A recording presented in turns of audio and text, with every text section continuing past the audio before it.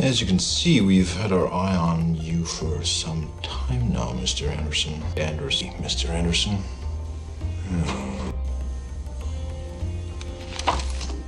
As you can see, we've had our eye on you for some time now, Mr. Anderson. As you can see, we've had our eye on you for some time now, Mr. Anderson. Mr. Anderson.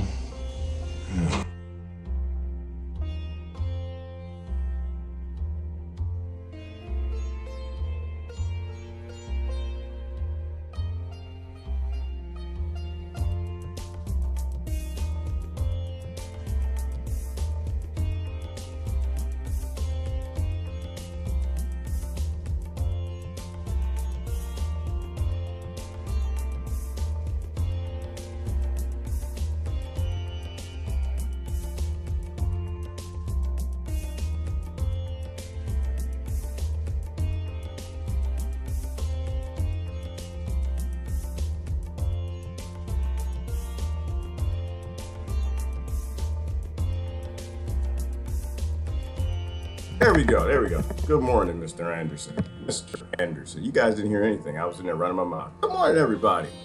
Hang on. Boop, boop, boop, boop, boop. I have some theories this morning. I have theories every morning. I went to sleep last night.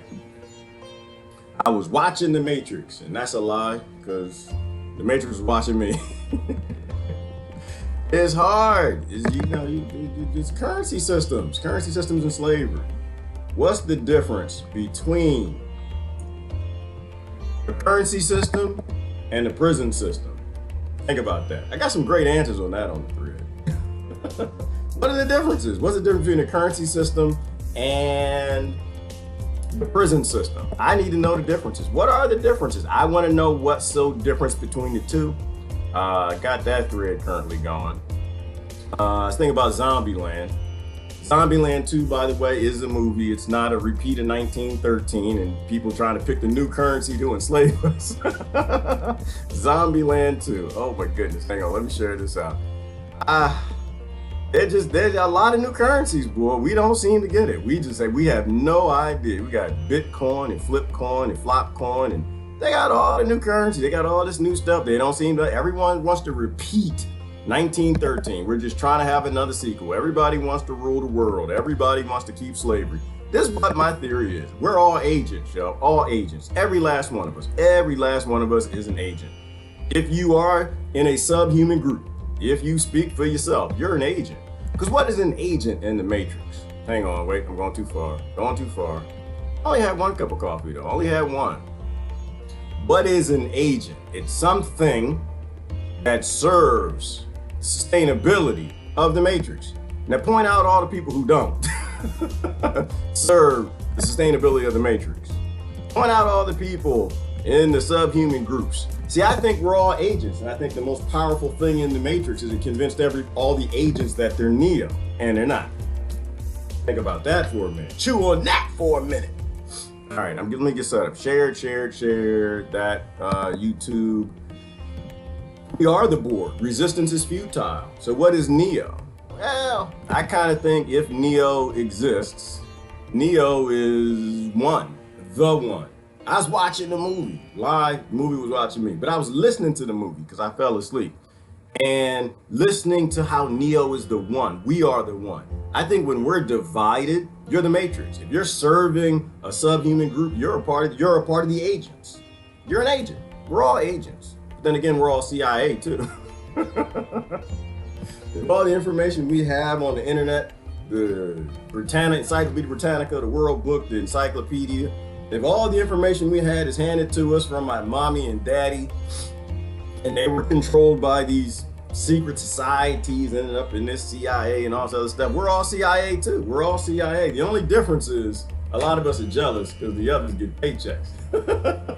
We're all CIA agents. Everything we know is controlled. We live in the Matrix, and either you are trying to fight to end the Matrix and evolve and move forward, or you're fighting to keep the sustainability of the Matrix. So name to me one subhuman group that's not an agent. It's not a group of agents. They all are. Because what is the Matrix? I don't think The agents are more of a concept. It's this concept that you can use force to control other people, right? Like the whole thing is like consciousness. Like we're supposed to be moving towards that, but everybody's running away. They're trying to, yeah, goodness. Anyway, good morning, everybody. Freedom Friday. Freedom Friday! Y'all feel free out there. Y'all feel free. And I'm upset with the social engineers, too. I was thinking about that this morning. What social engineering doesn't want to talk about is they keep saying, oh, things are getting better. Things are getting better. I might even said that at a time or two. I can change my mind. I don't think things are getting better. I think all we're doing is shifting the evil. We're moving it, shifting it, and converting it into different places. We just push evil into places where there are less internets, less information, and we think, oh, the world's getting better. Violence is going down. Rape is going down. And other countries like, no, it ain't. All y'all did was push your psychopathy over here, or a lot of it, and you rob and steal and kill in our nation. And ours is falling apart. So I don't think that things are necessarily, the only thing that's getting better is we have more information. More information, that's what I think. Happy Friday, y'all. Hang on, get my comments up over here. But we're all agents, all of us. I accept that, I'm an agent. I'm a CIA, I'm agent, and I'm bored. I'm just trying not to be. That's all I'm trying to do. I'm trying to move to the oneness. Get out of my subhumanness. Be agentism less. But we're all agents. We're all trying to control people. I think Neo is the one. When you are a part of the one, when you are a part of 7 billion other creatures, human creatures, and you're sensing each other, then I think you're Neo. Short of that, we're all agents, and the power of the Matrix is convincing people passionately through victimism and other ways that they are Neo, and they're not. Everyone thinks they're right. I think everybody's wrong. I think I'm wrong too. I think the only times I'm right is probably when I'm here and people can question me. Short of that, I'm wrong. But I'm trying to control people too. Everyone's trying to control people. Why do you think I build this world? But I think that there's an urging in some of us to end the Matrix and stop telling other people what to do. Stop getting greater forces of people and force others. Like, that's not even really what I'm trying to do. If anything, I'm just trying to say, hey, slavery is bad. We should stop. Right? Forcing other people to do things is bad. We probably should stop. Just because you have greater numbers doesn't mean you're right. Just because you yell the loudest doesn't mean you're correct. But I think a Zombieland 2 is, I think it's a movie, Stacy, but I think it also is it's another coming reality. You know, Zombieland 2 is a movie, but it is this, we're not gonna let this currency fall. People are lining up to figure out what slavery comes next. All right, let me see. Let me go to the comments. We'll see where this goes today.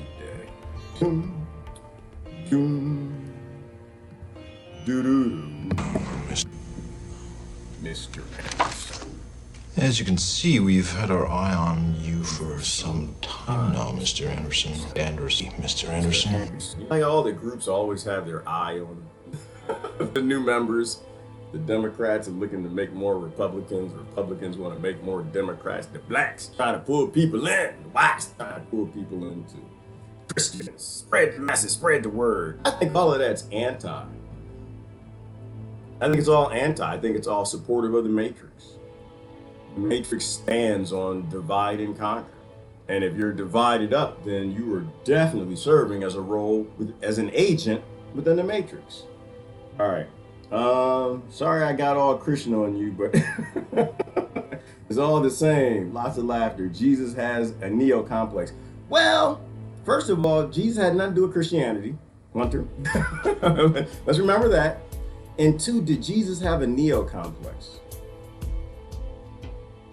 I don't think so. I think that they like to maybe portray Jesus Christ consciousness or whatever it was that way. But for the most part, Christ, it didn't fight. It was like, stop fighting and I ain't fighting you. I mean, it came to bring a sword against the church, which is what we need to be doing right now, a sword against all groups.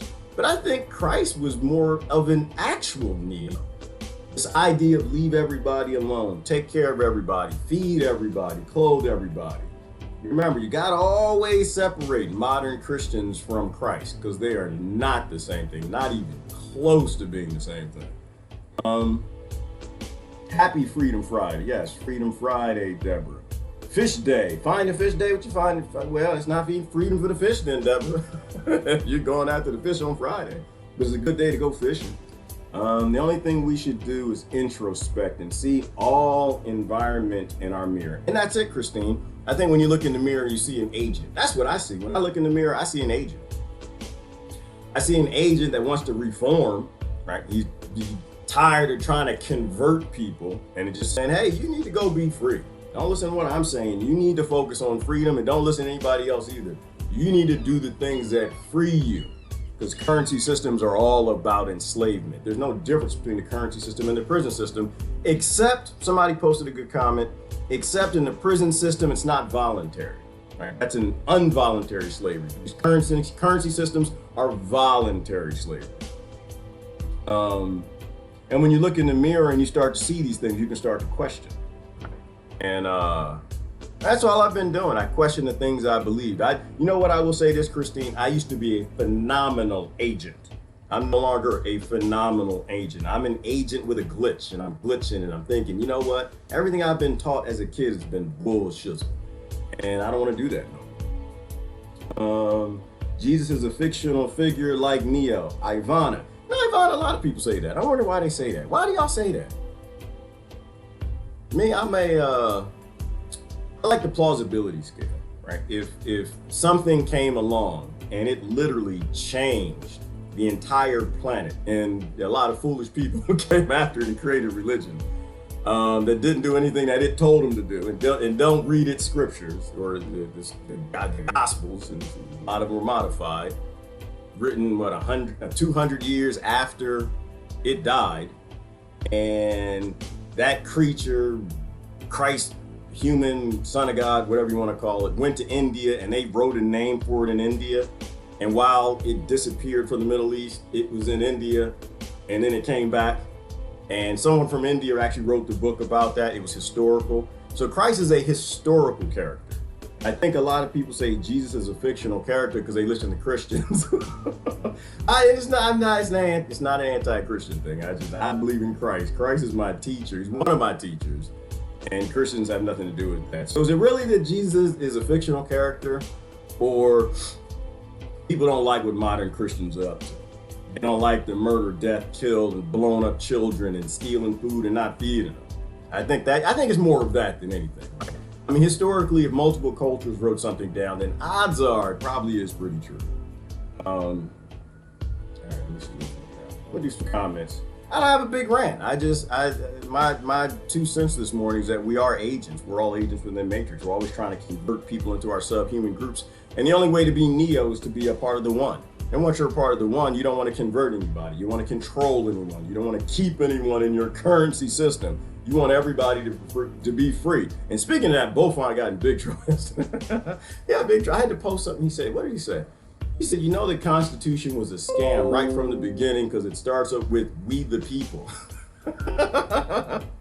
I'm a big believer in the Constitution. I love it. I do. I love the Constitution and the Bill of Rights. I think it was a good step forward at that time, right? They went from feudalism to here's a Constitution. We're going to try to give the people sovereignty. And then they proceeded to get together in the meeting without the people and do some sovereign stuff, write some laws, write the Constitution and the Bill of Rights. But it did start off with "we the people," and the people weren't even there. The people were farming. The people were like trying to heal themselves from a war. So the people weren't even there, and they didn't even represent all the people. And I think women weren't people, and they messed up because if you had darker skin, you weren't a person. So yeah, it wasn't "we the people," and he's right on that. It was a scam right from the start. They always see us coming. They're always multiple steps ahead of us. So yeah, there's a lot of things we can stop doing. We really can stop cheering the Rothschild's flag, and we really can stop cheering a Constitution that wasn't designed for us. Start thinking about Constitution 2.0. Start thinking about that. California, in the house, solidarity with y'all. I can't believe what's going on in California. I tried to place a call earlier today to 911 and tell them about a terrorist organization called PG&E, although this one was not started by the CIA.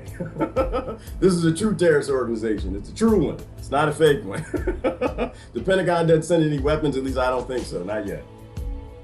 Let me see. Whenever we're operating within the constraints of the Matrix and adopting identities that are divisive. We're reinforcing and legitimizing the matrix. Thank you, Kim Jackson. And that's my point. And that's what I'm seeing. I'm glad you're seeing that. That's what I'm seeing. If you are fighting for the sustainability of the banking system, you're an agent. You're fighting for the stability of the Democrat Party, you're an agent. If you're fighting for the Republicans to not restore the public, you're an agent. You're fighting to increase the numbers of any of these divisions and subhuman groupings, you're an agent. You're up to something, right? It's comply or die. You're like the borg, you must comply, and they will use force to do it. They got force called legislation, which is extremely violent. You're not appealing to people to evolve and discover sentience and join the one. You're actually forcing people to be like you, or they go to prison or die. All right? That's not freedom. That's not liberty. That's being an agent. You are fighting for the sustainability of a system we need to evolve out of. That's what money and currency systems did to us in government. It's locked us in this place where we're not evolving, and we need to move forward. We gotta move forward, but the agents don't want that.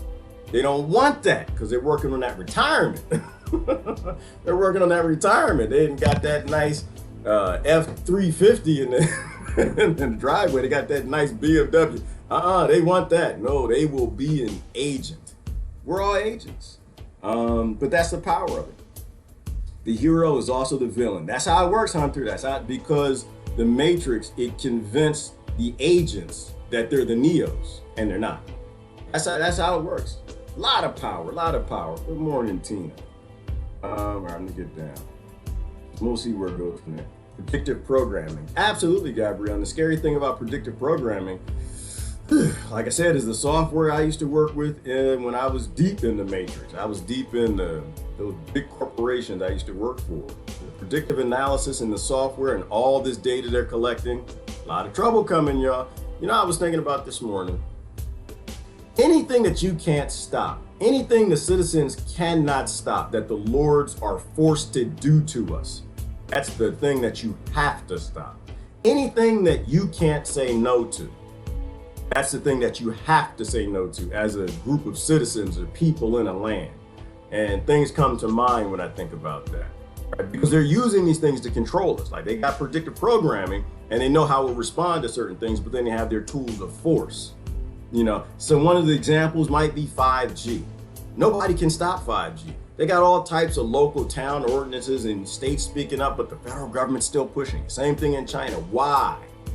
I don't know why. I'm not convinced I know why. I know it's highly dangerous technology, and I know that it shouldn't be rolled out, but it's being rolled out. And of course, the politicians don't talk about it, which tells you once again that the Lord's not talking about it means that those orders are handed down from on high.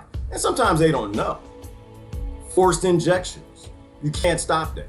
Yelling and screaming. We were on Del Bigtree's thread yesterday, his live stream. Did you see, who's it? What's the name of that lady? Tamron? She got a show? What's her name? Is Tamron or something like that? Tamron? They then took the kid up on stage and the mom was saying, listen, I'm not doing the forced injection. I don't like the word vaccine. I like forced injection. When you call it vaccination, then you get the whole religious thing going on. I'm sick of the whole corporate religion. It's a religion started by corporations for profit. So I like forced injection better because it reminds you of what it actually is, forced injections. And Tamron, she refused, because the other lady was on stage and her son. Did y'all see this? And she said, well, I really can't talk while I'm here about it because your son is here. And in reality, something to the effect of, if my son were here and he's vaccinated and your son isn't, I wouldn't want my son to hug your son or touch your son. I was like, this is what we've come to. You can't stop force injections. People, and to a degree, I have to be real about it. I mean, talk show hosts aren't real people, right? They're not really talking what they believe. It's Hollywood, right? I mean, they're told what to say, and they'll use their intellect to inform conversations around that, right? It's all fantasy, but still, it was damning. It was damning that you would have a parent and she kicked him off a stage. She kicked him off the stage. She hugged him and said, you know, you're gonna have to go for whatever reason to get off the stage. And who can do that? I mean, I think it was a staged event. Don't get me wrong. I don't get all, I can get all compassionate. I don't like it when y'all mess with kids, but I think it was staged. They were gonna kick him off the stage, and it was all narrated. But I think what they didn't expect is the outrage from the public. I think they underestimated how many people are actually waking up to forced injections, which is a good thing. It's a very good thing. Absolutely, you said that. Christine, it's a very, very good thing. I think people are starting to see that. And the other things you can't stop. They're not stopping with the geoengineering. You can't even talk about it. They're not stopping with whatever they're spraying out of the clouds. You know, they're turning power off in California. You're not stopping that.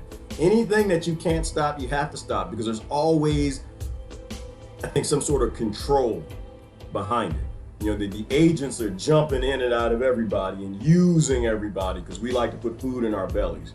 They just happen to use the politicians a lot more because they actually write the violent laws. I saw High Wire yesterday. That was a good show, I know. It was a very good show. Speaking of predictive programming, there may be an event November 3rd in Seattle. What's going on with an event in Seattle November 3rd? What's that about? The cross symbol was used for thousands of years before Jesus was born. It represents the sun. The sun goes down on December 21st and stays still 3 days later. It starts moving, death and resurrection. I think a lot of things, Susan, are symbols. I think a lot of things are symbols, and and is this where the Christ consciousness thing kind of comes from? That, you know, there are a lot of there's a consciousness that people tap into, and a lot of us just aren't tapped into it. It's funner being an agent. The steak is more delicious. The cars are faster than a one consciousness and sharing.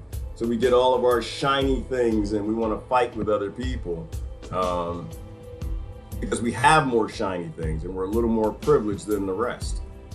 All right, let me see. Now we can look at the news. What else were we talking about this morning? Y'all are telling me what we should talk about, or otherwise I'm going to the old. Y'all don't know what to talk about, we're gonna go to the old. Yeah, so we were thinking about social engineers this morning. That's all BS. They tried to engineer everything and they screwed up. Violence didn't go away. Rape is prolific. They just pushed it to trailer parks and ghettos and barrios and other countries. So no, nothing is working. The only thing that works is leaving people the hell alone. That's the only thing that works. Getting up in groups and acting like agents, getting more people in your group, that doesn't work. So the social engineers have totally failed. You cannot use force and coercion to fix anything. Right? And that's what the whole matrix thing is about. It's about compulsion, right? You're compelling and you're compulsing free creatures to do what they need to do. Free creatures to do what you want them to do. Let me see. Everyone is filled with light and dark. It's a balance you have to recognize the darkness, to embrace and keep it in balance. Yep. And the matrix is a balance, right? It's a balance of control. It's a balance of a compulsion system. It's a sustainable system that needs to go away, that's holding back human evolution. All right, what do we got here? Let's jump in and see what we got baking on a Friday. What we got in the news baking on a Friday. I accept that I'm an agent. I accept how that works. I accept that that's the reality right now. Anything important? Do you just sit here and laugh at the news all day? Yeah, actually I do. I don't think the Matrix is real. All right. Well, I know it's real, but I think it's not what we think it is. Army Major, which president to impeach? Uh-oh. They're still on impeachment, I guess. How come the whole thing isn't coming up? There we go. Which presidents to impeach for war crimes? All of them. All of them. It's not a which. If you want to impeach for war crimes, you got to get all the presidents. You got to get all of the Congress. You got to get all of the Senate. You got to get all the Supreme Court. If you want to go for treason and war crimes, you got to get the entire federal government. but only not the entire federal government. Only, how when they say we got to shut down the government, and they say, but we're not going to shut down the critical jobs. If you want any justice, you have to shut down everything they call a critical job. All the people who deliver mail, they need to work. All the people that are, helping with healthcare or doing the things, helping people, the non-critical jobs. Those are the people who are actually critical to the people. That's why they call them non-critical jobs. The critical jobs are the ones that are critical to the war effort, the poison the people effort, the poison the water effort, the poison the world, the colonizer effort. Oh, speaking of that, that's next week, isn't it? Next week we have bipartisan day. Did y'all know we have a holiday? It's bipartisan day, bipartisanship day. Speaking of war crimes and war criminals and colonization, next week. That's when the hero, the Democrat and Republican Party, celebrates not his birthday. What is it? The day that he began to colonize. It's Columbus Day. That's Columbus Day. The colonizer party celebrate Columbus Day, but they spend the day celebrating, chastising Columbus for what they're doing right now. So I can't wait to the memes this year. It's always a holiday for me. I think it's funny. I think it's hilarious. They're still debt colonizing in this country and abroad everywhere. And they're mad at Christopher Columbus. It's the funniest thing you'd ever seen. But once again, like I said, all agents, we don't know that we're agents. So it's about evolving and growing up and learning, reading, not having book burnings, but actually reading. Emails describe Ellen as a government propaganda tool. Of course she is. You don't need emails to describe that. She's hugging a war criminal. Was she hugging Bush or something like that? They went to a baseball game or did something crazy like that. And I was talking to someone yesterday and they said, oh, I'm just so proud of Ellen. So you're proud of Ellen? Why? Well, she's trying to work across party lines. She did something with Bush. And I was like, really? You believe that? You don't think that's for sure? You don't think Ellen might, I don't know, be a part of an acting guild called Hollywood where they're trying to show you that we come together for war and devastation and destruction and colonization and blowing up children and poisoning the water and 5G. We can work together against the people and the human race. They come together all right. They absolutely, because people like to see that. It makes them feel good. It doesn't make me feel good. I'm like, oh Lord, anytime I see the Democrats and Republicans coming together, it's never in the right way. They agree. They're the agents. They agree with this system. They don't want this system to change at all.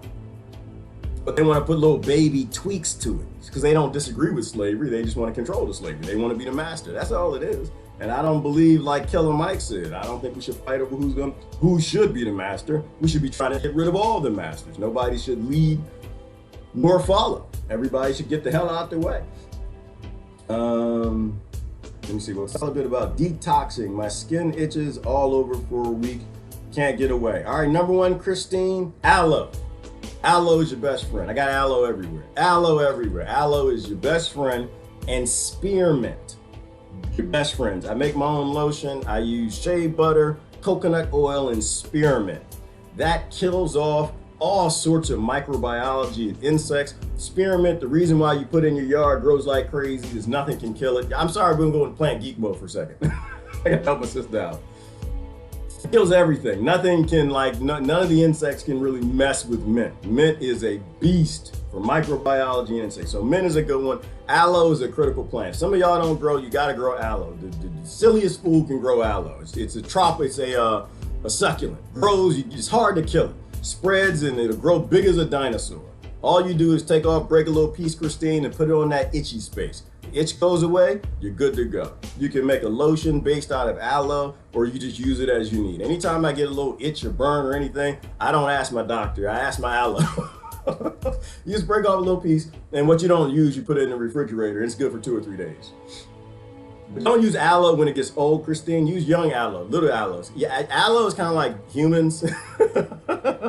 That little babies, they don't stink. Babies smell good. Little baby aloe smell good on your skin. Old aloe? No, don't. Old aloe smells like death. It smells like, I don't know, it smells like decaying meat or something. Don't ever put that on your skin. Let me see, The Matrix is the movie. I mean, The Matrix is the movie is a metaphor for what we're living today. It absolutely is, John. And that's why I keep referring back to The Matrix, because it boggles my mind. I'm going back and I'm trying to watch all three. But the problem with me is I really don't watch a lot of TV. And when I put on TV, usually it's to go to sleep. So when I put it on, I go to sleep. So The Matrix was watching me all last night. All three movies watched me last night. But it's a great, have y'all seen The Matrix? First of all, I think I'm off and doing a bunch of stuff. Have y'all seen the movie? I want to watch the news, Ivana. I do. I just don't. I do and I don't. He mentioned The Matrix, so I want to talk about The Matrix. I want to pull up some pictures. We can talk about The Matrix and the synergies with today. We'll get to the news.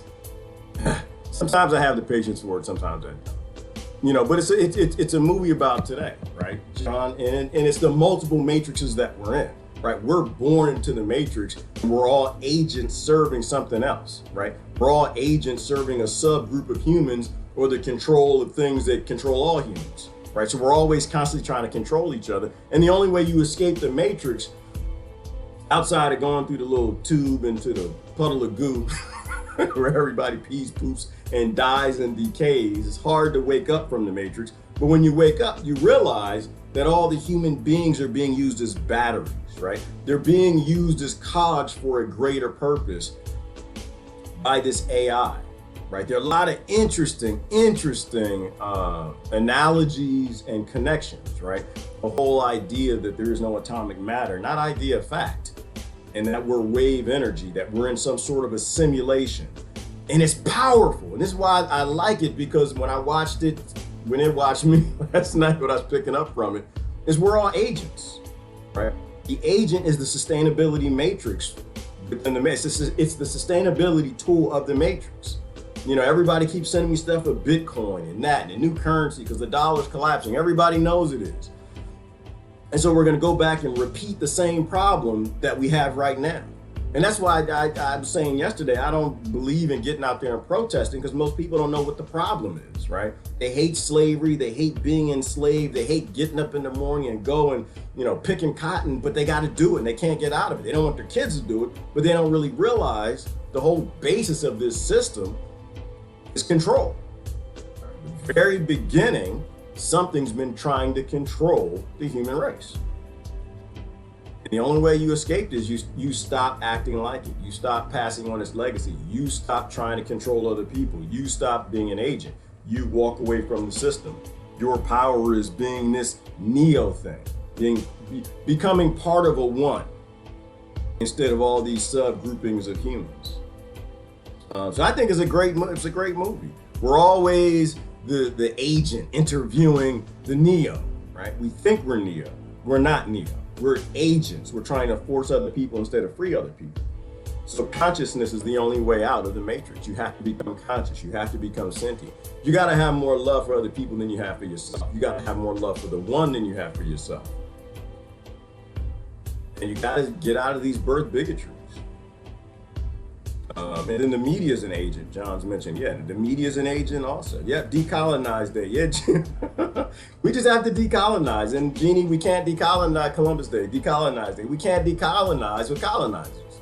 Right? How can you solve the problems of debt currency? Because what is all the colonization about today? It's not about going over there and taking over the land. It's about going over there and install, debt-based banking systems. So all the humans there will be born as slaves like we are, to debt, and so they can never be free of the matrix. They're always within. And so the colonizers are constantly spreading this central banking matrix around the world. And that's a Democrat, Republican, that is just them hardcore. It's what they will never disagree on. That's why Michelle and Bush were trading that candy. And I'm just about, we need to decolonize. How do you decolonize with colonizers leading? It makes no sense, right? And if you have a leader, is every leader a colonizer? Like, is it that mindset that I'm leading, so you must follow me?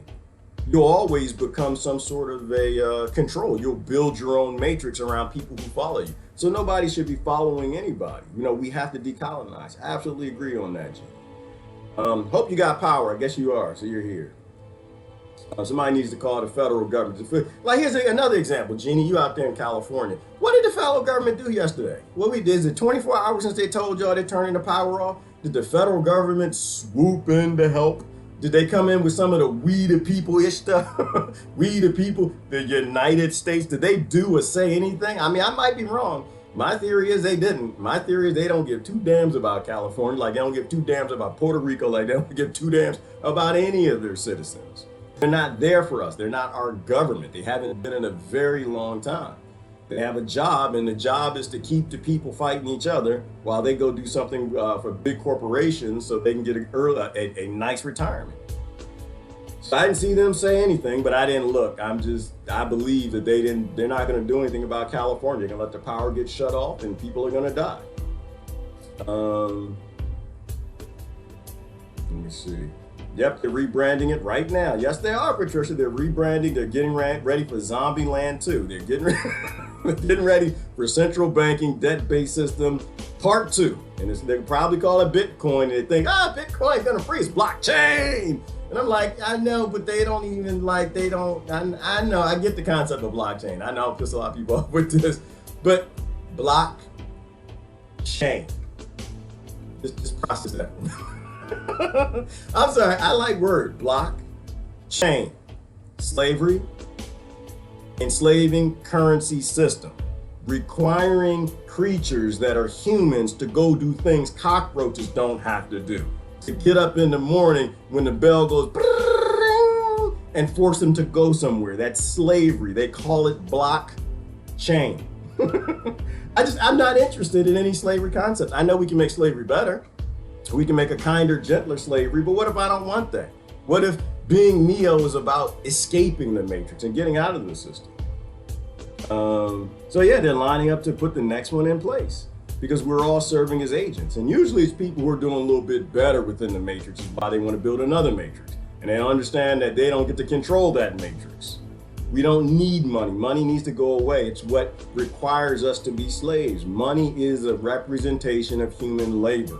That's the very core, the basis of slavery. That's why they invented it, to get humans to get out of bed in the morning and go to Goldman and Sachs. How come everybody's upset about us not defending the Kurds?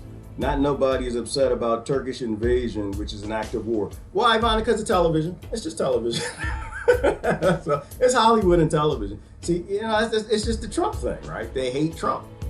And the other side loves Trump. Right? So anything he says, they're going to go for it. Anything the other side says, like when you take your hope and you take like all your free will and you give it to a legislator, you give it to a politician, you give it to a political party, you're not yourself. You're a zombie. That's why I say Zombie Land 2. If you're a zombie, you're going to do the zombie thing. And so when the news, Ivana says, brains, the zombies are supposed to repeat, brains. And they go out there and they're not gonna put themselves in anybody's shoes over there. War is a good thing if your party wants it. Rape is a good thing if your party wants it. Pedophilia isn't what they say it is if the person's in your party, right? It's zombies. This is why I say it's Zombie Land 2. How do you process the mint to use it? Why, Gabrielle, I'll dry it. I tried it 2 ways. I dried it and I put it in coconut oil. I tried peanut oil and I'll make an essential oil with it. And you gotta strain it after that. And the other ways I did it wet, and both ways worked out well. Coconut oil is an antibacterial and anti-fungi. Absolutely, and coconut oil hides you from mosquitoes. Mosquitoes, they're the agents of another matrix. I don't like mosquitoes. Alone is like smearing, whoa, Rebecca, what is that? Like smearing snot on your skin, but it works. Good for burns too. It is, Rebecca, and I have to agree with you. It is kind of like okra. It is. She's talking about aloe. When you break aloe, and it's kind of got that okra feel. I know. I get sick. The whole snot thing, Rebecca, that doesn't really bother me because as a kid we had sleeves and that doesn't bother me. That's biology. It's human. But the okra snot, no. Yeah, it is kind of snotty. It is kind of snotty. I agree with you. And please, nobody make aloe smoothies. Don't do that. Somebody died doing that. Don't do that. All natural things are natural, but not all of them are you supposed to put in your mouth. Hippies sometimes take it a little too far. We're pretty far from the natural world. It's not that you can't. It's not that it's not edible. It's if your system isn't ready for it and you put a whole bunch of anything in your system that you're not ready for, It can kill you. It can kill you. You're supposed to change slowly over time. Your body is a machine and is phenomenal at solving problems, but you want to introduce things mostly slow. I sometimes watch local news, and you should, Eileen. I think local news is significantly more important than anything else. You can change things on a local level. You can reach out and choke a local politician. You ain't choking nobody in Washington. They got a deep state. That's surrounded by all kind of agents. You're not choking nobody down there. We have to change things on a local. This is why I really don't say anything, Eileen, about like the state side and the local side. People wanting to go vote. I don't say anything about that.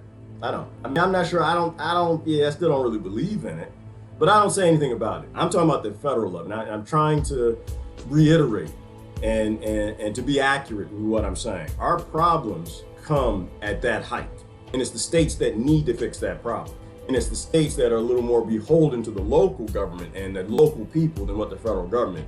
Federal government doesn't give two damns, right? That's Rothschild, that's Rockefeller, that's owned by international bankers. They literally kill citizens happily. They have a kill list. Obama did that.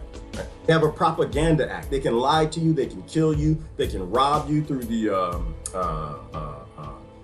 the NDAA, where he said everybody owns belongs to the federal government in the times of martial law, right? So you have nothing. And I can't pull myself to vote for people who say I don't have a say, I don't have free speech when they don't want me to. I can't have a gun if they don't want me to. They can put in prison if they don't want me to. They can kill me if they want. They can now detain you indefinitely without a trial, a lawyer, or anything. Who in their right mind would vote for something like that? You hear what I'm saying? Who in the world would vote for something that gives you less freedom than what a slave master did back in 300 years ago as a slave on a plantation? A slave on a plantation had a role to play for the master. The master actually gave the slave health care. The master actually kind of took care of the slave between beatings. The master had a vested interest in the GDP coming from the plantation from the slave. What do they give you today? Everybody's expendable. They'll kill anybody. They'll murder anybody. You don't have a right to speak. You don't have a right to travel on the highways without, and it's just, it boggles my mind. Why would you vote for something like that? We're a real sick species. But yeah, local politics is probably still a thing. But keep in mind that the states are beholden to the federal government. That's why they print the money and they give it to the states. If the states do what they tell them to, they bribe the states the same way corporations bribe the legislators. I think news at the local level is still kind of true. You can drive down the street and see, oh yeah, that is happening. It was on the news, that's happening. These are the facts. That makes sense. And you can talk to the people. But when you're on a federal, like a national level, a global level, they can lie about anything and you'd have no idea. Right? Like War of the Worlds, that was a good example when they did War of the Worlds on the radio and everybody believed it, right? No one could go and check on it. You go look outside and think, oh, well, it's happening on the national level, so maybe just the aliens aren't over here. And it tells you how susceptible we are to believing these things.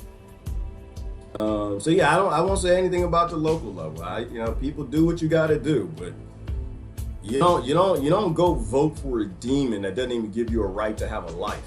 That makes no sense to me.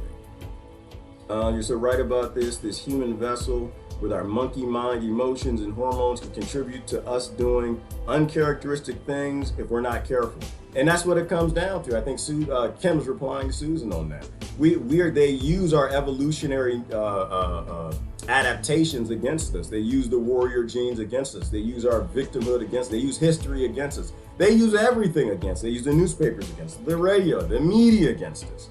Why would you keep cheering for a system that keeps using everything against you and you're locked up in some sort of a matrix? And your kids are going to be the ones that have to really deal with it. Those are the things that I really don't understand. All right. Movies like The Matrix are produced to fictionize reality by going just a bit further to make it seem impossible. Yep, and I think also, Walt, that there are people who have stories that they try to evolve us on.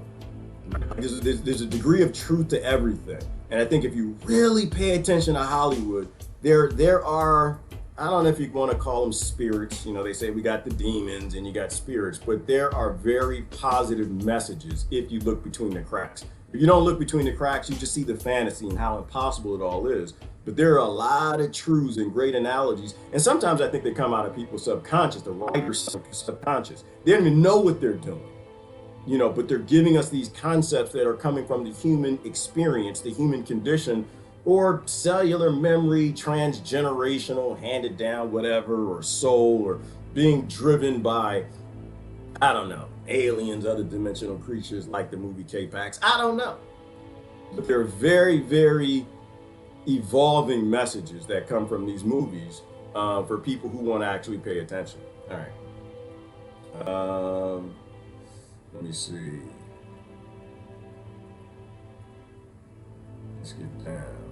Let's get down. Or we can go back to the news. Let me see. You gotta break your addiction to your own Plato's cave. You have to find the proverbial entrance. Absolutely. You gotta follow the light. If you don't know what Beaufont's talking about, look up Plato's cave. You gotta find your own way out. Stop leading each other around in the dark like we're in the Matrix, like we know. You don't know. You don't know, honestly. I know you think you know. I know it feels good. You feels like you figured it out. You have not figured it out. You are in a Matrix. You have not figured it out. Neither have I. None of us have. I think we are Neo when we're in a group. When we're a hive and we're looking for universal solutions and looking at the problems from a universal perspective, then we're not performing the job of agents. But in terms of any of the subgroups, they're all agents. The media is guilty of war crimes just like the president and Congress and the House. They did their part in lying to the people. They did, John, and this is why the greatest terrorists are the media. Probably the greatest terrorists are the media. They're colluders. They're colluders. I mean, they don't directly go pull a trigger, but they make sure that the mind of the people is triggerish and are okay with dropping bombs on people. Walk parallel paths and inspire and awaken each other. That's what you have to do, Kim, and it's love. Love is not a cliche. You got to love everybody and look out for each other. When we start to love each other and look out for each other, good things are going to happen. Until then, if we keep trying to control each other, bad things. We're going to keep going in this legalizing the dark ages path. Mainstream media is 100% propaganda. Sports and weather, they're all controlled from a central location through Reuters. I agree with you, Brother Walt. I agree with you. It all comes from a central location. Anything centrally managed is to control you. It's not for your benefit, it's to control you. The few have always wanted to control the many, and they do very well. And the many go out and act like agents. We have a big mural that says decolonize that is surrounded by homeless in a tent. They fly their flag. It's a surreal sight. And it is, Jeannie. It's a scary thing. It's a scary thing that, you know, people can embrace it. We need to decolonize. They don't even know what it means. They don't see that they're rolling it, right? They don't realize that we have endless land across this country. We can house everybody. We've got endless places for people to go, but we got people that live homeless on the street. It's insanity. All right. They made a lot of newscasts yesterday. They did. It's been off in North Cali since Wednesday. It has, Patricia. See, to me, that's borderline treason. I don't want to go back into the California thing. That's borderline treason. When your citizens die from not having power, you can't do that. Like, if it's your obligation to make sure that they have power, like if it's we the people and you're there for them, and the power or the water or anything, any of the important infrastructure that people need to live gets shut off, that's dereliction of duty. You failed 100%, and you don't blame the people for that by making them deal with it. You deal with it, right? If you got, and that's at the state level, right? You know, but they knew this was coming, right? This is, you know, and this is outside if it's a do. This is outside of the fact if it's a do. The point is they did nothing about it. Why? They had a whole year. They had 2 years, 3 years. They've done nothing about it. How many? You know what? I'm wrong on that. Somebody told me it's been decades that California's been drying up. So they knew this was a problem. They're just not solving it. They don't want to solve it, or they don't know how to solve it. Either way, they shouldn't be there. And the federal government's not doing anything either. Right? So, but it makes money when houses burn up, especially houses that cost $500,000, $1 million, $5 million. You make a lot of money doing that. That's why I always fall back on the whole oligarchy. You know, oligarchy, if it's profitable, it's a good idea. And burning up California is profitable, and so it's happening. It's like Bolsonaro in the Amazon. As long as central banking exists, any form of currency will keep us enslaved. And that's it, Susan. That's the bottom line. That's why I keep saying, sometimes I get tired of it, y'all. I'll be honest with you. I'm like, oh, boy, central banking. And they're like, Trump. They're like, Biden. You know, and they're going back and forth on like side effect issues. Like people start off sentences with, well, you know, the problem is, and I'm like, oh boy, here comes the side effect. When you deal with problems at the root level, you don't have to worry about the side effects, but the side effects are emotional, and that's why all they talk about is emotional side effects, which is why I can't really watch the news. But anyway, breaking GOP bypass Trump to sanction Turkey. Sanction, not feed, not help, not house, not doing anything that any of the people over there want, but sanction, right? This is why I say, okay, SpaceX to launch 60 satellites from the East Coast. Now that might be something good. That might be interesting. Falcon 9 rocket will be taking off. I'll tell you why. I met a lady whose son worked at SpaceX, and I think SpaceX is a great thing. I think that, what is his name? Elon Musk, I think he was one of the billionaire elites that has a little bit of humanity, but maybe they made him go crazy. Maybe they put some Bob Marley cancer foot something in his coffee or something, because he acts a little crazy. But giving voice to the voiceless, that's a good thing. That's solving a problem. That's not a side effect. That's actually solving a problem. Giving the world internet. The world needs internet. All we did was take the dark ages, legalize it, and push it into places that we can't hear that well. And we're like, yay, we're getting better, and we're not getting better. You know, I'd argue that things have gotten worse. You know, because they can't prove anything's gotten better. Say, oh, less people are being killed and murdered. How do you know? If the people are being killed and murdered, if we're still colonizing, blowing up nations and using scarcity and planned obsolescence as models for GDP, and you're gonna tell me, oh, well, things are getting better. No, I know things are getting better around me. But I'm kind of done selling out people around the world. So I think if this is the 60 satellites you're talking about, giving free internet to the world, that's an important thing, because we need to know more about what everybody else is going through. Being a neo and not an agent is knowing more and sensing more other people, right? It's finding that empathy. It's finding the ability to recognize the problems that everybody faces, so we can have universal solutions and act like we're one. This month from Cape Canaveral in Florida, instead of its usual launch site in California. Now, this is a big change that may represent things to come with SpaceX launches. RT correspondent John Huddy is joining us now from South Florida with this story. John, when is the Falcon 9 rocket taking flight? Well, Scotty, the Falcon 9, and by the way, this is a good, science story for all the science geeks out there, so get ready to geek out. The Falcon 9, to answer your question, is scheduled to launch October 17th, so a week from today, from Cape Canaveral. But that, of course, depends on a number of factors, the weather, any technical issues, or anything else that could set that back. But it's supposed to go no later than the 17th, so the countdown's kind of on for that. The Falcon 9 is overall, it's part of SpaceX's Starlink program, and it's going to be carrying with it about 60 satellites, including the Argentinian space agency Salcom 1B Earth observation satellite. Now, all of these are part of SpaceX's plans to build what's being described as really a constellation of nearly 12,000 satellites capable of providing high-speed internet worldwide and cheaper internet in many countries worldwide. It's also helping to pay for the company's Starship spacecraft and its mission to Mars. SpaceX has been building up its operations along what's called Florida's Space Coast, the Central Coast by Cape Canaveral, as part of this overall program. So this is a shift really from Vandenberg, where Falcon 9 was supposed to go fly off to the East Coast now. Also, SpaceX has plans to build a massive, nearly 70,000 square foot hangar and admin building, an administration building. Couple things there.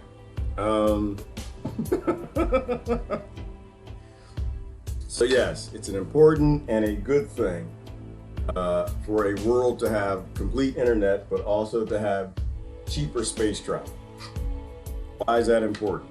Well, because when billionaires can go to space and get resources, they use less agents here on the planet, less political parties and nations to blow things up. And the other thing about the Starship, he mentioned the Starship, that this is going to be the Starship. And I pause because when I hear stuff like that, I keep going back to the conversation I had with a congressman who was like, nope, we built our first Starship in the 1980s. And then I hear the 1,000 whistleblowers who say that we're traveling out between the stars now, or the 1,000 whistleblowers who work within government, NASA, and military, who all want to give up their lives and testify in front of Congress that they're lying and that they have anti-gravity devices. So to me, I look at SpaceX like it probably is one of the companies that's used to kind of bring us forward, and they got so many secrets like we talked about yesterday. They use the private sector to start to bring us into the reality that they were in probably 40 or 50 years ago. So, but I think it's going in the right direction, right? We got to get away from, we got to bring as many people out of the fossil fuel matrix as possible. We got to bring as many humans into the fold of humanity, right? Being able to have a voice.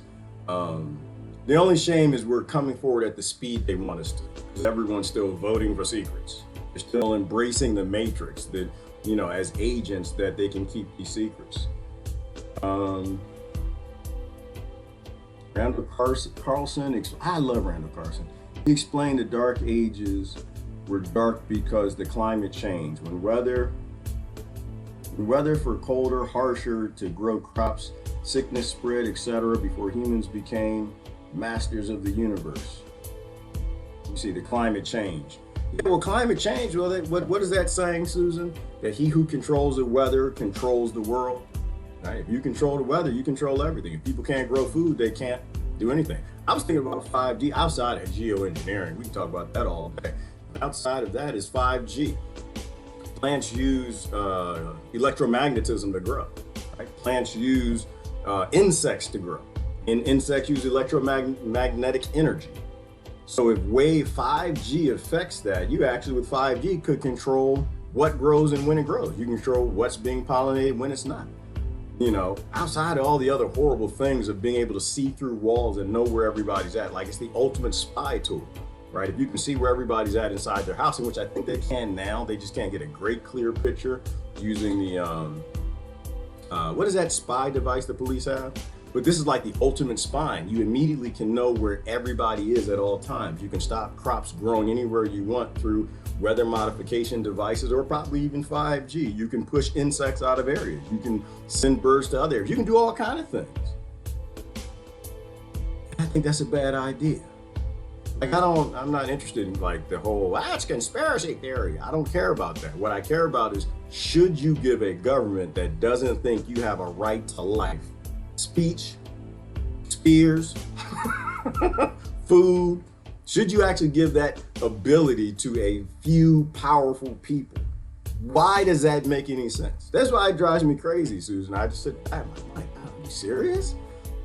Like, this is what's hot and popping in the streets. This is what's smart, is to give all of this control to people who don't think you have a right to life. All right, so anyway. Yeah, Randall's amazing. Randall was a gentleman who took us through the Earth-wide floods. He was the one doing the research about the geology, right, around the world, that these floods have always come. The Egyptians were not crazy. The scriptures were not crazy. We've always had Earth-wide floods, and we have a lot of geological evidence of that. The U.S. is a colony of Israel. And absolutely, the U.S. is a colony of Israel. Israel and the U.S. are colonies of central banking. Central banking is controlled by 13 families or less. Those 13 families are being controlled by something like, there's always these levels of these matrices, right? And the only reason that all the matrices are held up is because we agree to secrecy. Right? We agree that a few can have all of these secrets. And I think that day has to come to an end. The day of secrecy, it has to end. I mean, people can have secrets. Government cannot have secrets. That's the only way you would get me, my butt out of this chair. To cheer for anybody anywhere near government is if they agreed that there was no secret. I'm not voting for anything that Common sense. Common damn sense. People still posting about Tulsi and Trump and all the rest of these people, and I'm just like, it just boggles my mind. How do you even know you're making a good decision? Well, they believe in people. Oh yeah, they believe in people. How do you know they believe in people? You don't know them. They have secrets. You know, they hide the worst technologies from everybody. You have no idea what these people are up to. So anyway, Patricia agrees about Elon. Yeah, I agree about Elon. I think I think he's being driven nuts because he probably saw too many things. He worked with AI. He was in the tops of those discussions and he ran away from it. And now he's magically like sick, mentally ill. You know, they did the same thing to Elon. They do to us on a daily basis. They force children to grow up in trauma scarcity. I think that's what it's called. Something like trauma scarcity or trauma mind control. Forcing kids to grow up in extremely impoverished conditions or extremely wealthy conditions, and they make them little psychopaths. And they become warriors. And then they do bad things, and we blame them for the bad things they do, not for the social engineers who engineered them to do that. So I'm gonna turn that off. I'm not sure if there's anything else other than the news that's interesting. So I'm gonna go down the comments and do another peek. Evidently, people don't know we are living the apocalypse. No, they don't, Annie, because slavery feels good. Slavery, the steak tastes delicious. The shacks are bigger. The horses and carriages are faster. They got air conditioner. They got shiny rims on them. And so the slaves love slavery and they want to spread it. Israel, the creation of the Rothschilds and associated European banking families. These families usurp American society in 1913. Brother Walton, I appreciate that, and I thank you for saying it, because that's all I do. I feel like I'm a broken record. Until people talk about root cause problems, I'm not interested in discussing the side effects, right? Because that's what we have. We have root cause problems. Everybody's talking side effects. That's why nothing changes. They don't know the actual problem. They are actually not going to solve anything. Everyone's off on emotional conversations because that's what Lord agents have them discussing. All right.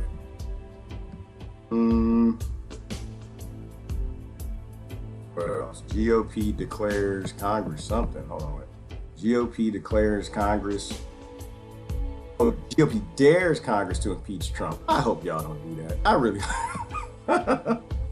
really hope y'all don't do that. Of all the wasted energy, all the things you could be doing, you could be growing aloe. You could be planting basil. You could saving your seeds. I don't know. You could be driving solar panels out to California. You could be doing anything right now. You could be driving to your local impoverished area to feed people and do decent things. You could be doing so many positive things with your energy. You actually are really going to invest that much in not fixing anything. Side effect. Treating a side effect, not solving the problem. Trump admin softens Huawei ban. Well, Huawei, I agree with the Huawei ban. I agree with the Cisco ban too, though. I agree with all the bans. The big technology corporations need to be shut down. They need to be broken up, divided up. Their monopolies. They serve this interest of the cabal. They keep us in the matrix. They need to go. Comedians go after Trump. Joke gone too far? No such thing. Well, talk about a trick or treat, and it's Thursday, so that means I get to bring in the treat of bringing in Steve Malzberg, who's going to take an up-close look at what the media is and is not telling us. And like I said, I hate that we can bind this just to one segment. We have to have you on twice a week because there is so much. Busy week, especially now with these new headlines. It never ends, Scotty. And indeed, let me start with two examples of what the media is not covering. I call it fake news by omission. First, Saturday Night Live. There was, in my opinion, this really outright, blatant invitation to assassinate the President of the United States by Michael Che. Watch. I mean, president's only a 4-year job, but it feels like it's taking him 5 years to just fire him. It's frustrating. You know, I bet somebody explained how long impeachment takes to John Wilkes Booth, and he was like, okay, well, where's he at right now? Now, only Newsbusters and CNS News, both media research center outlets, have covered this, and it's been 5 days. I've been tracking it. Nobody else cares about this. I think it's outrageous. And how about AOC, head of the squad? I object. I object. That wasn't a joke. That wasn't even funny. That was stupid. That wasn't a joke. You know, but, you know, should we be upset with that? No, we shouldn't. I think it's stupid, but I don't think anybody took it seriously. You see, you're going to be a victim of the other side if you do that. Like, they get outraged at everything. They yell, scream, start crying. Somebody talking about some chicken and watermelon, whatever.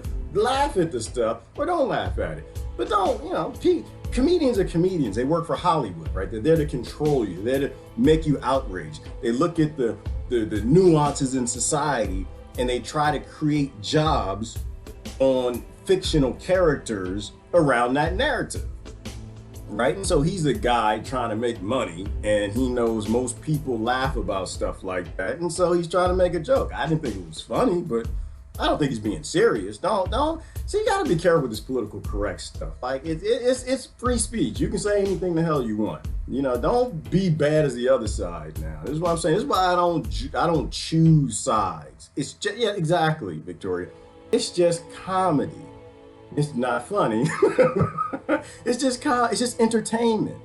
Stop pretending that reality is on TV. It's not. They call it reality TV for a reason. Hey, Lori Riley on the other side. Welcome to the dark side. She's on YouTube. Thank you for supporting YouTube. They got kind of quiet over there.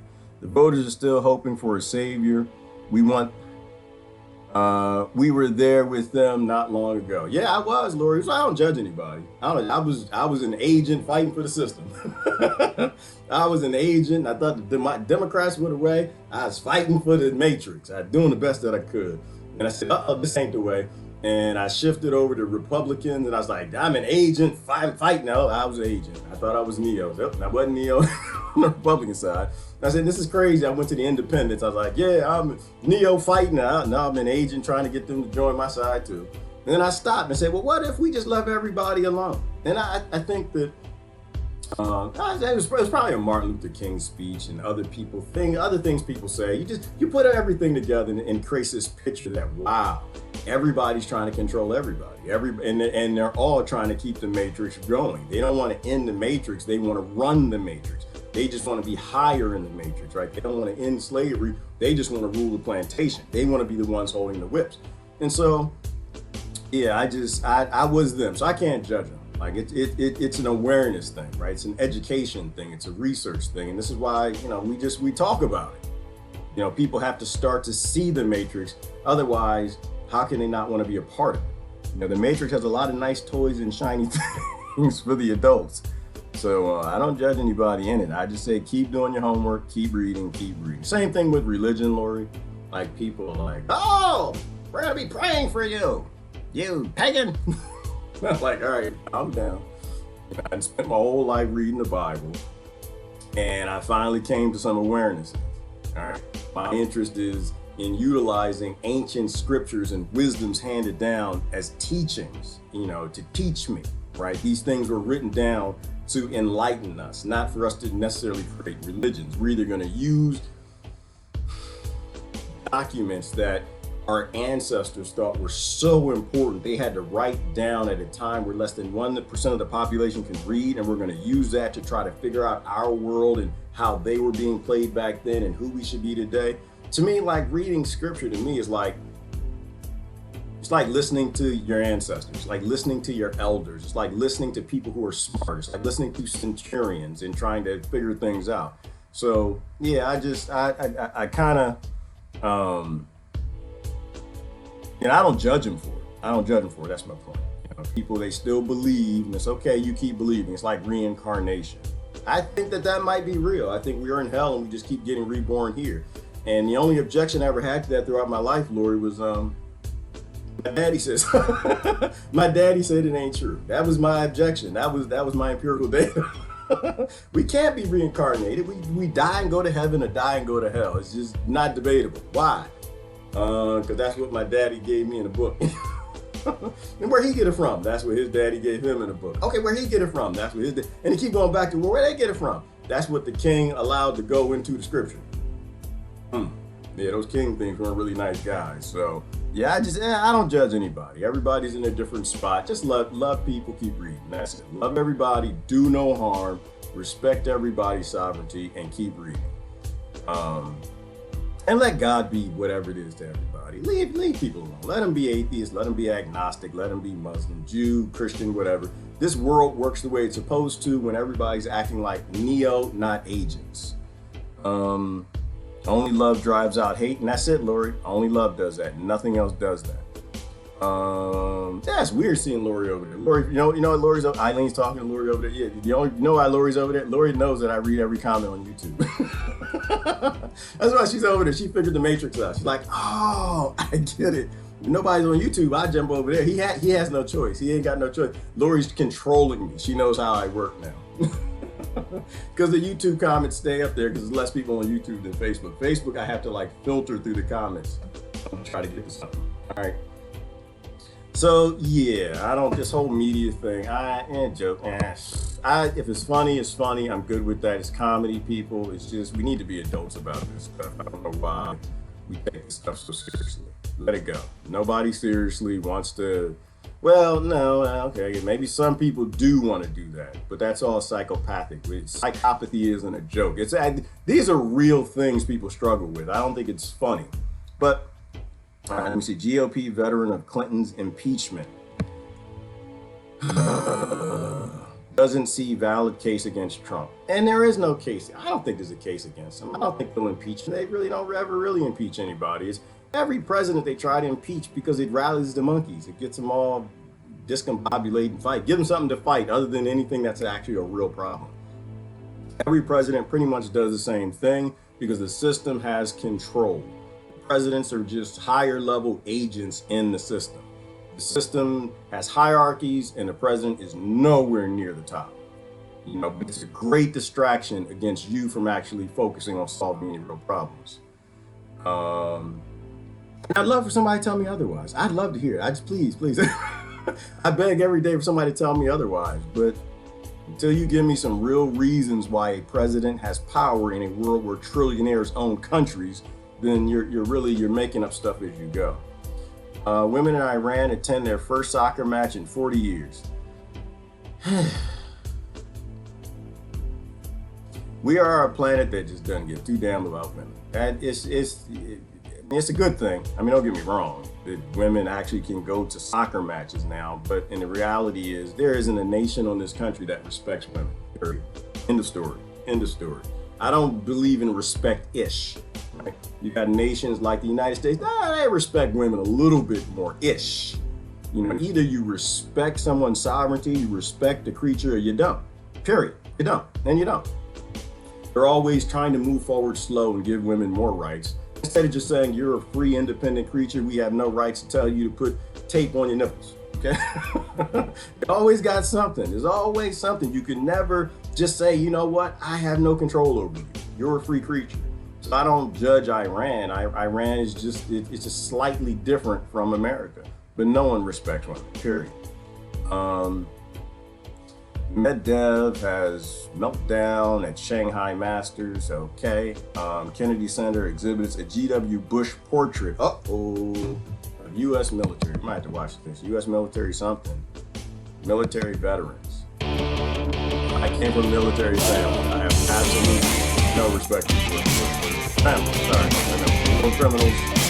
They're my cousins, it's still family, but the psychopathic should have been soft padded rooms. George W. Bush is back in the air this week. First, it was Ellen DeGeneres sitting next to him at the big football game. People freaked out because here is this liberal hero, Ellen, sitting next to the guy liberals call a war criminal. For all the war he caused, all the bombs he dropped, and the people he killed. Yeah, stop. Liberals call him a war criminal. They don't really believe that. They don't believe in war crimes. Because when their people do it, it's okay. When Obama drops bombs on kids, it's a wonderful and great thing. He restarts slavery and coming through Libya and Africa, it's a wonderful thing. Puts AFRICOM in Africa to re-enslave the continent, it's an awesome thing. But when George Bush did something, he's a war criminal. Stop it. They don't believe in war crimes. They love war as much as the neoconservatives.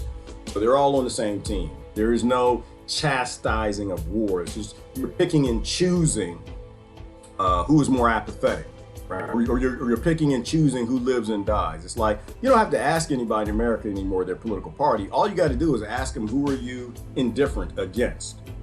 Who are you apathetic against? That's all you got to ask them, and you just list the people that you don't like, that you're okay bombing, killing, enslaving, taking rights from, and you'll know what political party they are, because that's really what it's all about. And that's the sick thing about it. It's so obvious now. And all you got to do is ask, who do they not give two damns about? Who doesn't matter? And you'll know exactly what political party they are. Liberals aren't supposed to like GW because he did all that. So when they saw Ellen sitting next to him, the ones on the far left freaked out, calling her a traitor. Especially as she was the one who received a Medal of Freedom from none other than their liberal king, President Obama. Now, the funny part about that is, of course, Obama had pretty much the same foreign policy as Bush did. In fact, he bombed more countries and perfected drone warfare. Nobody gave Ellen crap about hanging out with Obama for being a war criminal, though, because he has lefty social and cultural ideas. So they were willing to overlook his warring ways. But Ellen sitting next to GW? No! The far lefties were just not having that. So all week they posted memes of her and imagery from 9/11 because of GW's warring ways. And there was a lot of chatter from people remembering just how many ways in which GW was warring all week. That's the first whiff of GW being back in the air. The second whiff now comes with the PR announcement that dozens of GW's paintings are being exhibited at the Kennedy Center. Remember, that's what he does now in his retirement? He paints? Well, get this. The exhibit is full of paintings of American military veterans that he personally sent into war. So again, this is all about his warring ways. Except, of course, the vets in the paintings do not think GW is a war criminal, even though many of them lost limbs and everything. No, they see GW as their revered commander and felt it was an honor to be painted by him. Yes, program. So, two very different. No, I mean, it's so, you know, once again, it's the same thing. It's like people now who are descendants of slavery, they love slavery, you know? They don't have any issue with mass incarceration. They don't have any issue with the cell phones they have and the minerals and the slaves they got in mind for it. So, but it's programming. People are programmed to believe this crap and they fall for it. And so, the same way with the veterans, you know, like I said, I grew up in a military family, and I think if George Bush painted my father, he probably would have been okay with it. If he painted my uncle, he probably, you know, because you're trained to believe those things. You're indoctrinated to believe it. You know, your perspectives work best when they come from outside the system. 30,000 foot level. This is why I say I don't blame the soldiers for anything. I don't blame them for anything at all. I don't blame the order followers. I know y'all want me to. I don't. A lot of people want me to. I don't blame them. I know that they're highly controlled. Right? They're indoctrinated and they're trained to believe the things they are. It's like the prison system. I don't think anybody should be in there, personally. Because what's the difference between, once again, a currency, debt-based currency system and the prison system? The only thing is one is of choice and the other's not.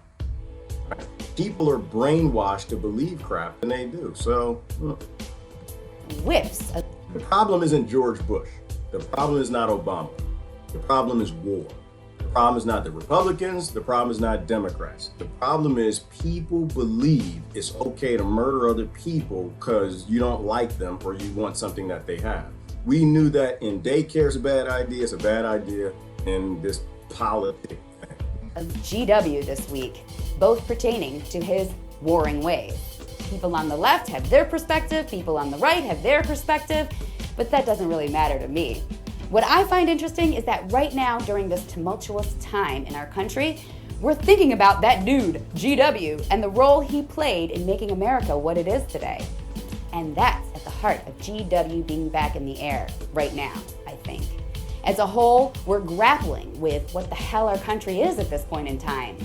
And that is one heady whiff, indeed.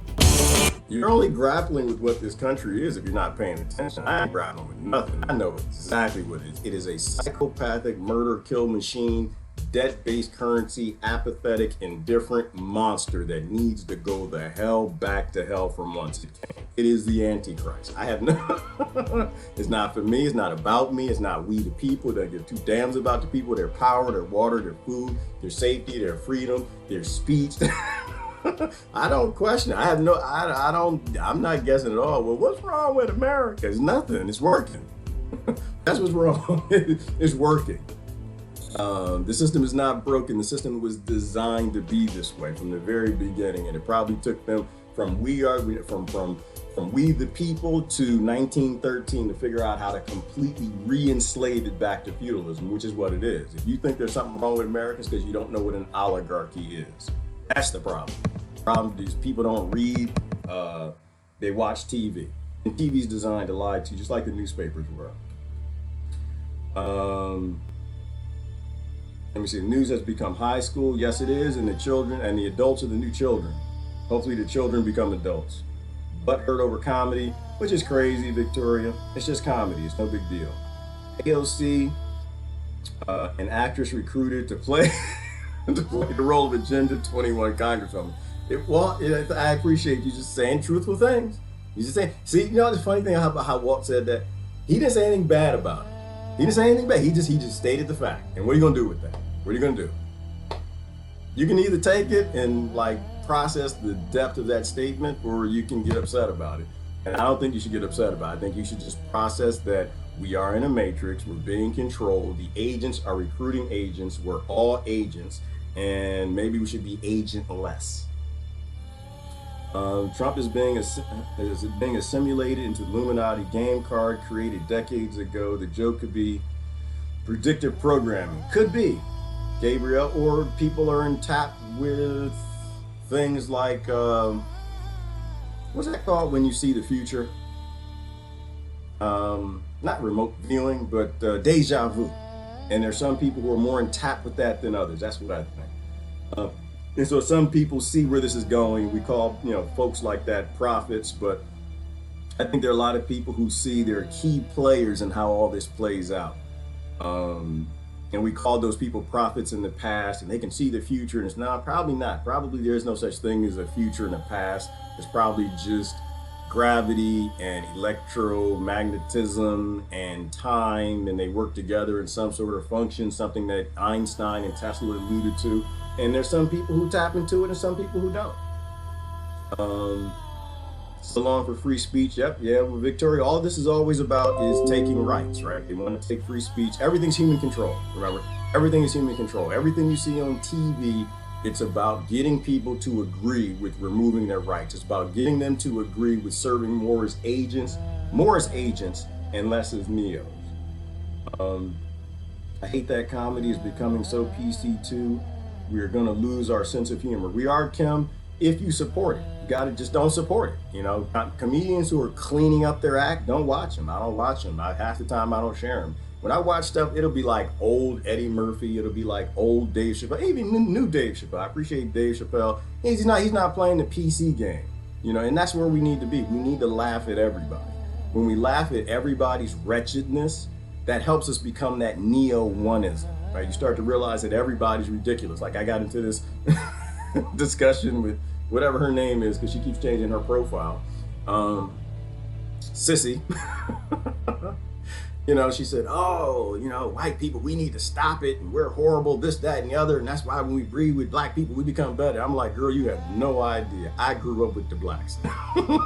You have no idea how stupid they are. They're just stupid as everybody, dumb and ignorant, watching TV, dumb as everybody else. Our problem has nothing to do with skin color and everything to do with we are highly indoctrinated creatures that come from 98% monkey DNA that can't seem to figure out that we're all connected and we're all one. Stop dividing people up on skin color. That's the dumbest Sesame Street monster, colorful, who's the favorite color monster nonsense I've ever heard. Everybody's stupid. Unfortunately, that's just how we are. Individually, we're all pretty dumb and we're all pretty ignorant. Collectively, we're something powerful. Right? We have to stop making race so significant because it's completely insignificant. If you go far enough back, everybody is the same, ethnicity and culture and race, and they're related to all of them. So we gotta stop with the whole race thing. Racist black woman host features on High Wire was worse. Oh, she racist? I didn't know she was. I know she's vaccinist. I didn't know is she host featured. Okay, that was her name. Her name was Tamaron. Is she racist? I don't know. I laugh at it, Ivana, because like I said, I grew up around some of the racist people on the planet, and they all had black skin. Mind you, I didn't really fit in too well because I didn't look like anybody on BET. I didn't have green eyes and light skin. So I saw this coming a long time ago. There are people who believe in dividing up on colors and people who don't. I'm always in the guilds of people who don't, who have no interest in keeping alive the king's fight in dividing up the human population based on their colors, marking them like cattle with cattle brands. I don't believe in that nonsense. But that woman was a mess. I didn't know she was racist, but she sure enough was a mess. Any benevolent political or social leader will be killed if they are lucky, paid off to be quiet or spew disinformation. Well, anything anything that succeeds in being neo-ish, anything that succeeds in saving human life and bringing people together, if you get popular at it, they're gonna kill you. They're gonna kill you, they're gonna silence you, they'll shove you in a hole, they'll do anything, they'll bribe you, they'll pay you off to do anything. Because we all have to do this as a whole. Leaders can't do it for us. Political parties can't do it for us. You know, the human race has to wake up from its sleeping, its slumbering. Light dispels the darkness, do not feed it with your energy. Absolutely. And when you turn on the light, Victoria, darkness runs and hides. People need to turn on their lights. Stop blaming other people because their light's not bright, and put batteries in your own light. Do the opposite of California. Turn your own lights on. Keep your lights on. Stop shutting your lights off to control other people. There's no winning or beating the corrupt system for the peasants. All the governments become corrupt. Absolutely, Yuli. This is why I don't agree with power, and I appreciate y'all saying this and exactly what you're saying, Yuli. As long as power exists, people are going to be abused, right? That's it. Unfortunately, we're not evolved beyond that. As long as power exists, people will be abused. So it doesn't matter what leader you're cheering. If you're cheering a leader of a power-based system, you're cheering abuse. You know, and we got to be better than that. We got to be smarter than that. We got to love more than that. We have to grow out of this. You don't solve real problems with power. You solve real problems with love. You don't solve problems with more people, with more numbers. That's a patriarchal concept of using strength to destroy and force. That's agentism. That's being an agent supporting the matrix. It's the matrix that needs to evolve into something else. You know, not force other people into lesser positions because you want to control. Poorly acted theater, front row seats to the freak show. And yeah, I'm with you, Lori, on that. Hollywood's poor, TV is poor, it's bad acting. Politicians are bad actors, but a lot of people can't see through it. Everything that followed feudalism has just been another form of feudalism, banking, government, corporations. Absolutely, Kim. Totally agree. Yeah, we just do the agreement thing here. I don't disagree with anybody just yet.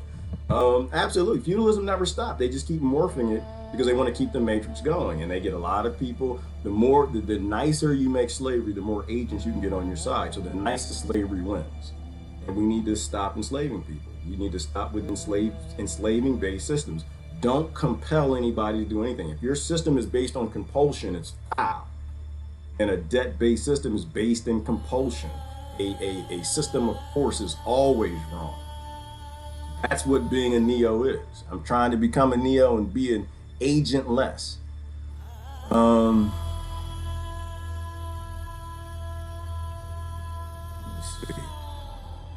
YouTube, can y'all get into discussion? What y'all tell y'all talking about? Y'all talking about grandmamas and boyfriends and husbands and what the heck is going on? Y'all having like a love fest? We trying to have a discussion, trying to save the world. Y'all over here bonding. No, that's what we're supposed to be doing. So very young when they get them brainwashed, them into doing their bidding. Well, yeah, hey, hon, if you get them young, you can, there was some sort of a saying that if you get a child beneath the age of 13, you could turn it into anything you want. There was some either church or cult or somebody who said that. If you get kids at a young enough age, you can form their reality. You know, and this is part of why they took the Native American kids, right? And they put them in those school systems, because if you can break their ties to their culture and their heritage, yeah, you can give them a false matrix that's based in their slavery and them enslaving other people, and they'll be okay with it, because to them that's normal. And here's why, like I said, I don't judge other people who are locked up in this nonsense, because They think it's normal, right? They think it's okay. They upgrade their cell phones on a regular basis because they don't realize that it's slavery. They don't realize that people die for their cell phone, but they don't know. They're told this is normal, and then they're convinced that, oh, this is the best that it gets. This is so not the best that it can get. This is probably the worst it can be. Because we live in a time where we actually don't have to do any of this. All the devastation, destruction, and all the stuff happening around the planet, it's just so a few can stay at the top and stay in power. And so they keep us struggling against each other. Yes, with the promise of college and training. Yeah. Well, that's how they do it, Lori. College is it's a violent system. The education system is a violent system, right? Anytime, I appreciate one of the things Saj grew. I appreciate a lot of things that brother says. I don't always agree with him, but I agree with a lot of things he says. He says that to take pride in what somebody else doesn't have is not success. It's illness. Right? So to take pride and joy in that you got a bigger house, a faster car, a more expensive house, or you make more money, or you got a seemingly better job, or you have a career and somebody else only has a job is illness. It is a mental illness to take pride in what someone else does not have. That's a sickness, right? It's the same thing in the education system. That you got an A and the other kid got a C or a D, and it makes you feel good. Let's not lie. Let's be honest about it. It makes you feel good. That's an illness. You are taking a mental illness. You are taking a social ill, and you are incorporating it in your children to take pride in beating somebody, beating someone, right? Knowing that those grades are directly related to the colleges you go to, the jobs you have, the more you make, which is the further you push someone down on the socioeconomic ladder. That's illness. That's not success. Success is when you do things together. We need school systems that raise children to work together, right? To help each other out and build each other up, to act like a collective, not a psychopathic pentagon. Taking pride in murdering other people and pushing other people down and oppressing other people. You know, at its core, we have to get away from the concepts of survival of the fittest. These are all survival of the fittest, survival of the luckiest. That's what it is. It's all survival of the luckiest, evolved, psychopathic, warrior gene, wild behavior. Which is why all the teachers who have great new concepts on how to teach kids and bring people together are always pretty much silenced. All right, pathetic. It is pathetic, Yuli. It's horribly pathetic. That's the power of the Matrix, is they convinced all of the agents that they're Neos, and they're out there struggling, and they have no idea what they're struggling for. If you are fighting for sustainability of the Matrix, you're absolutely not helping. The future of it all is the demonetized Trump decoy. That's how they win. That's how the Matrix wins, Matthew. They always pick someone, and after Trump it'll be somebody else, and after him it'll be somebody else, and after him or her it'll be somebody else, and after that it'll be somebody else. Anything to keep people distracted, dealing with side effects so they don't actually have to solve the problem. We're pretty much living in the prequel to the Blade Runner right now. Poole, I completely agree with you. I absolutely agree with you. Hollywood is important in that aspect, is it shows us who we are if we're willing to see it, if we see it more than just entertainment. I gotta watch Blade Runner again, so long ago. Every college and university's purpose is for the New World Order. That's it, Matthew. I'm gonna leave it on Matthew. Every college, every degree, the entire purpose of a debt-based, success-based, survival of the fittest-based, let everyone at the bottom die system is for some sort of a new world order. It all feeds it. You're literally an agent in the system, fighting for the system. The system needs to fall. We need to build something sentient. This is Gerard. I gotta get going. Wait a minute, hold on. Sorry, I'm sorry, Matthew. I was gonna give you the last one. Somebody asked a question at the last minute. Are you and Edward Snowden related closely? Absolutely not, Sarah. Not that I know of. I never even looked it up. I appreciate Edward Snowden for what he did. I think he, like everything else, becomes corrupt. So I think that everything is highly controlled. He actually took on the system, which made it a requirement that the system control him. I think the same thing with Assange is that, you know, anything that succeeds in bringing us forward, the Matrix will send agents to corrupt it, and you won't say no to it. You won't say no to it. It's impossible to say. That's why I don't judge Assange and Snowden, anybody. I appreciate for what they did, and that's the end of it. But we're all agents. All of us are agents. We need to stop like qualifying each other on who's the worst agent or the best agent. We're all agents because everything's highly controlled. They succeed, and Manning is another one. They succeeded at what they did, and so of course they were going to become corrupt, just like Trump or Obama or anybody else. They can mean well, but once they get in a powerful position, they are going to be controlled or killed. That's how the Matrix works. The Matrix is not here to play with you. It's not here. We're talking about trillions of dollars. People don't play with trillions of dollars. All right, if a crackhead will kill you for a $50 clock radio, the trillionaires will kill a president for a hell of a lot, probably less. When he talks a lot like you. Well, that's different, Sarah. That's my privilege. That's my privilege. But what do I have in common with Snowden? I mean, we're both IT people, right? And I touched a little bit of work with the government. I work in big corporations. It's probably the IT speak, but it's mostly I talk good at Kings. I talk good at the King's, Sarah. I talk the King's English. I don't write it so well, though. That's the funny thing. I don't do the grammar well. But I talk good at the King's English. That's my privilege. I will use it to get what I need to try to end the Matrix. So maybe that's what you hear. And I can turn it off too, Sarah. You put me in the hood today, it'll flip. I'm a survivor. You put me in a trailer park, it'll flip the other way too. I flip it. I'm here to survive.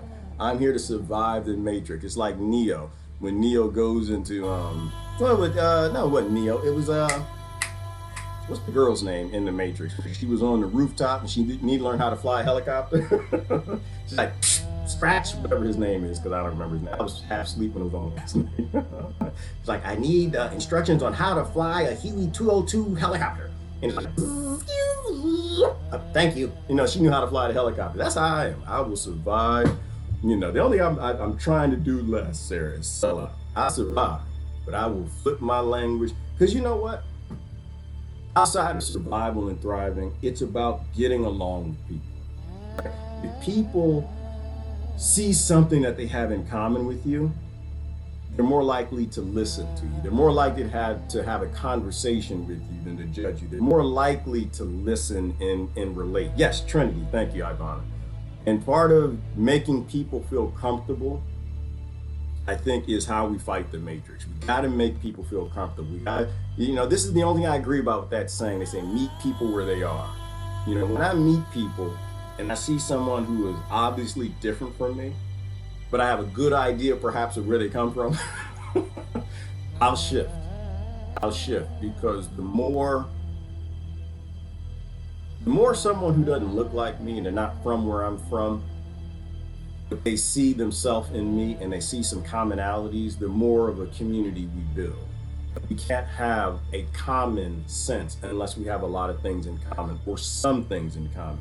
So we have to break down as much narratives as possible, because kind of in this example, you know, the agents are the ones who are fighting to keep the system running. And what keeps the system running is divide and conquer. So all the subhuman groups, we have to break those groups down. And the only thing that divides those people up is this idea that they're different, and they're not different. They're all born in different places. They all have different nuances, but at the end of the day, we all got the same loves and the same fears. We want to be left alone. We want freedom. We want our kids to do better than what we're doing. The difference one of the problems is that they convince us that in order for our kids to do better, in order for us to have the things we need, that we have to steal them from somebody else, whether that's Venezuela or Syria or white people or black people or people in the trailer park or people in the ghetto. And it's just time that we grow up. It's time we just get that encoded and you realize, damn it, I gotta fly the helicopter. This is not cool. This ain't gonna work out. We need to end the Matrix. Which, whatever his name was, I need to know how to fly.